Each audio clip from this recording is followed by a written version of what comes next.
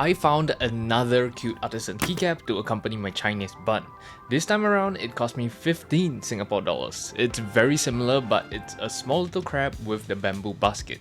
This time around, the basket is way more detailed and the crab looks so damn cute. And of course, it is also magnetic, and yes, it's compatible with any mechanical keyboard. Now I have two little thingies to fidget with, and the crab is actually so cute and tiny. If you're interested in either of these keycaps, I'll have it in the shopping tab.